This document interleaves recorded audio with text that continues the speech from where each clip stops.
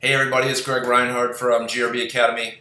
Episode 10 today of our recruiting series, positioning and skill sets that will get you recruited.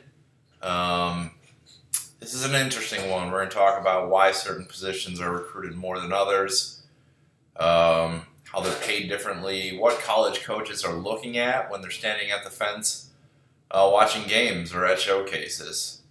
And how they build their roster, how they determine money, all those pieces. So take a minute right now. If you look in the bottom corner of the screen, it says subscribe. Please click on that as we continue to build this page. So this is the first time I've posed questions to several coaches who I communicate with on a regular basis.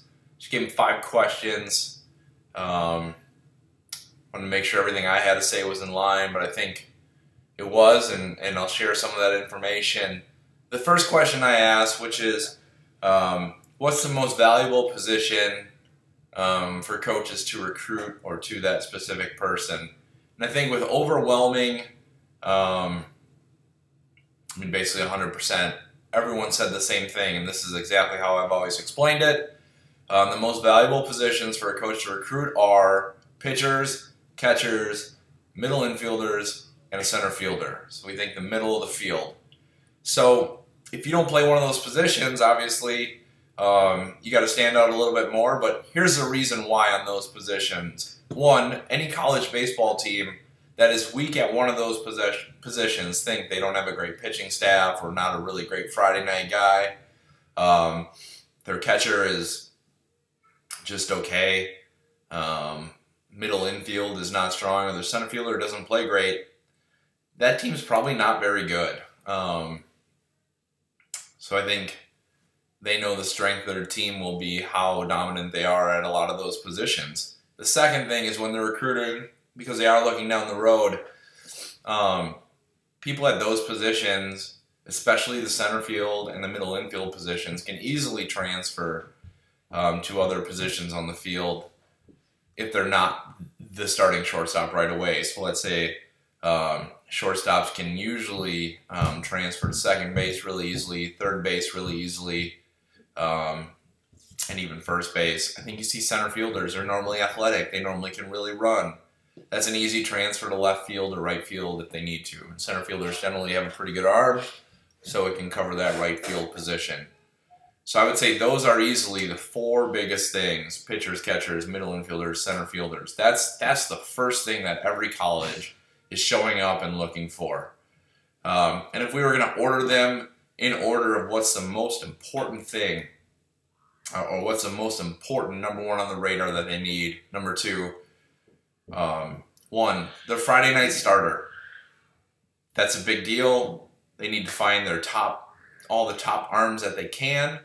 I think a lot of coaches mentioned left-handed arms. A lot of right-handed arms are similar. So that's not everyone. There's some really great right-handed arms that really win in college. But your frontline starters, 3-pitch guys are really important. They can go out on Friday night and be a tone setter for the weekend. That's going to be the most important thing every coach looks for when they step up. What's the best arm they can possibly find that summer or that fall, winter? Number 2, almost everyone said catcher. And I think that's a big deal. A catch and throw guy especially.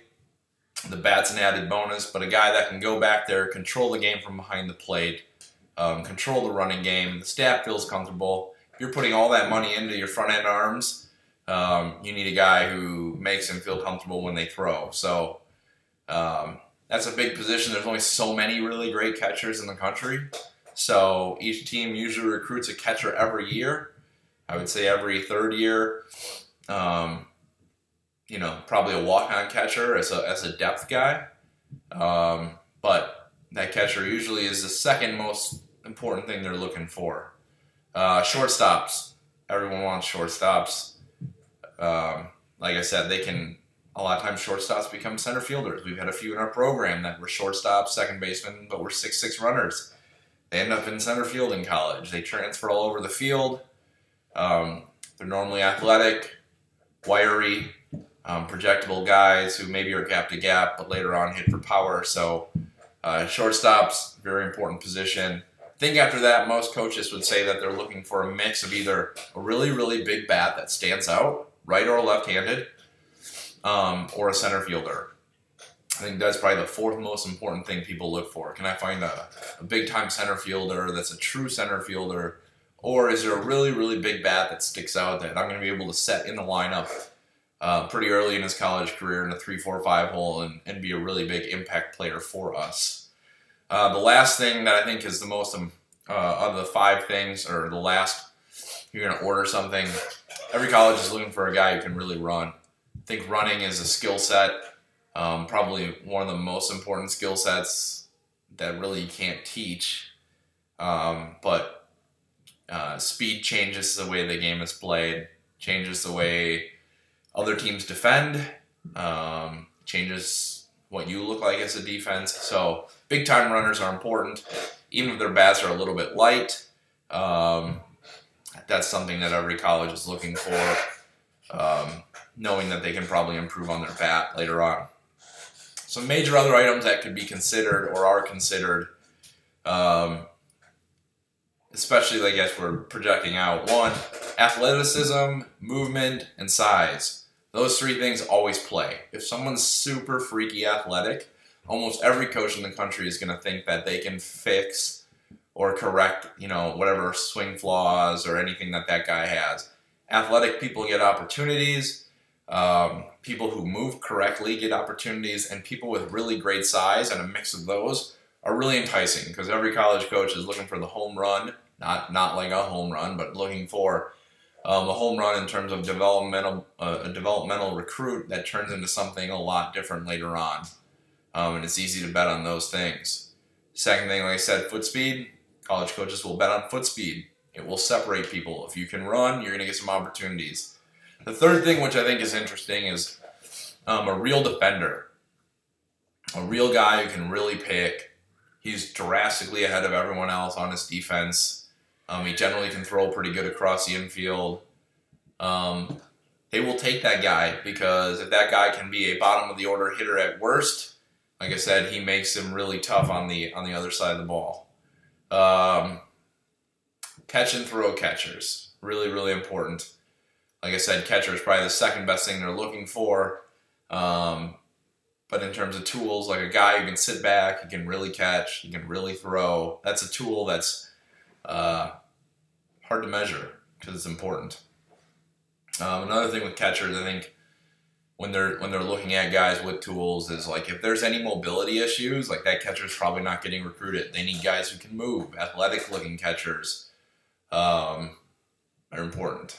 And then I think the last tool that guys are looking for, you could argue this is the first tool because everyone's looking for it, but a true hitter doesn't necessarily need to have power. I just think a guy who can really hit and really strikes the baseball is a big deal. The things that I don't think college coaches really look for, and this is maybe different than what the showcase world presents, is I know for a fact they don't look for outfield arm strength. It's the least valuable tool. It's used the least. It's not really a game changer unless if there's one play every weekend. I mean, a guy can't have a terrible arm in the outfield where it's like not playable, but an average arm works because those guys are normally hitters. Your batting average, I don't think anyone cares about that. I've always said that. I know they don't care about it. I mean, the level of competition and stupid, flares that get caught or line drives that get caught, it's really not a good determination of what kind of hitter you are.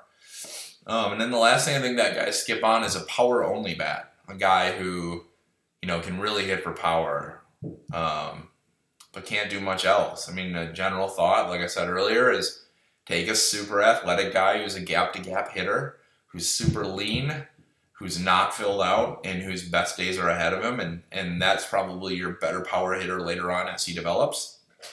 Guy with quick twitch and a lot of pop, versus taking the guy who's got super massive power right now, but likely is maybe tapped out or peaked. So I think sometimes you see these super high exit belos at showcases or these really crazy outfield throwing numbers, and for the most part, that's not tools that are looked for.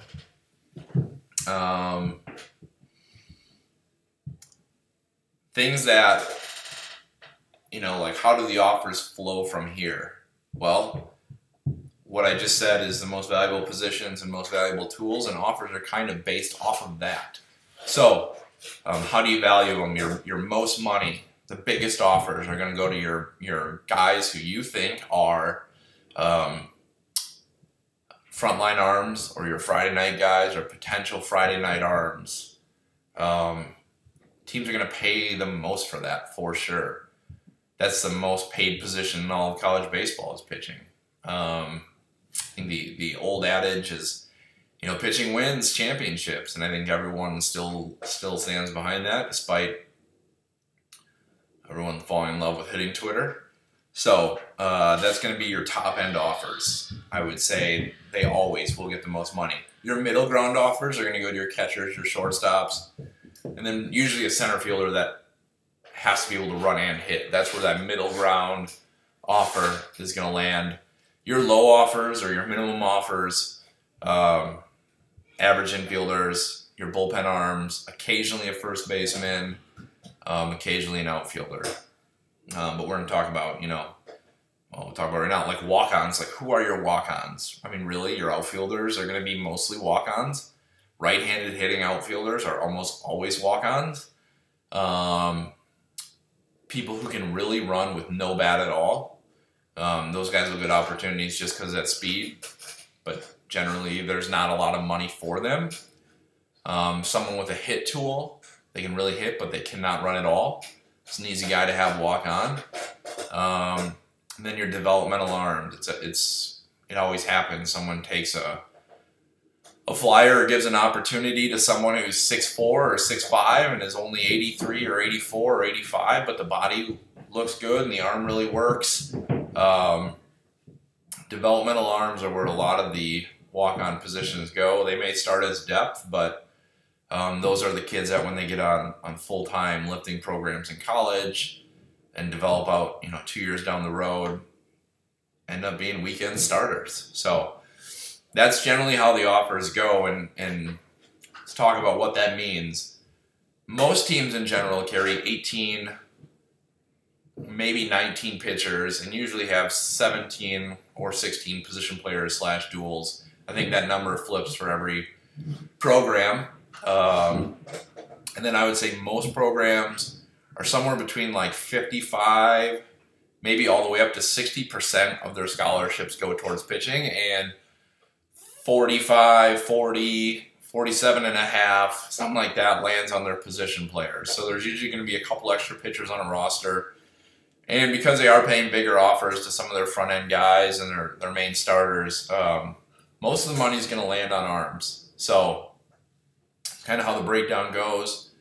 What does a good offer look like? Your front-end arms, I've seen as high as like 75% athletic. I don't think a lot of schools will go over 65 or 70, but I think it's comfortable to say that most of your big arms are somewhere between 45 to 65% athletic. That's not even talking about the academic or anything like that. If you want to know about that, that's episode 1. Your catchers are normally 45 to 65%.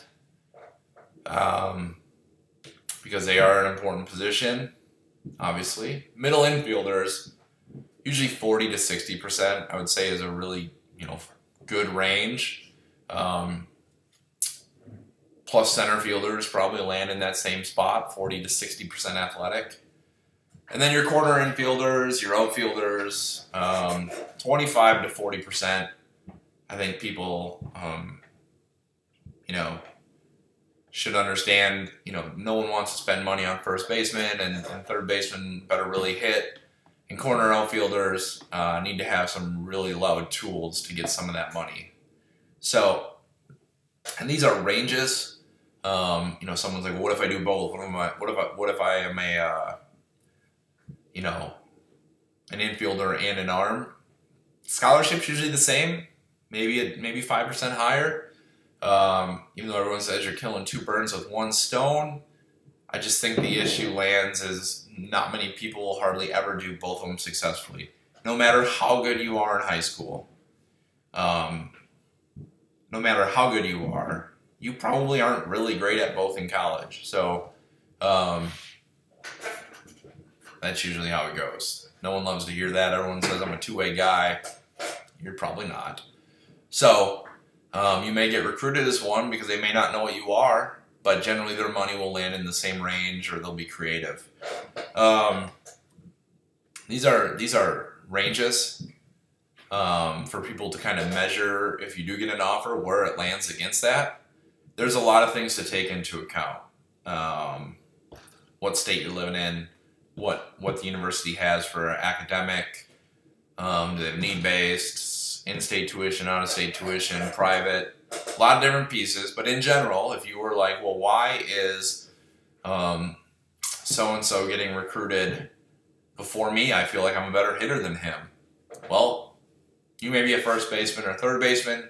He may be a super athletic shortstop, or he may be a plus catcher. I think you'll always see those people go first.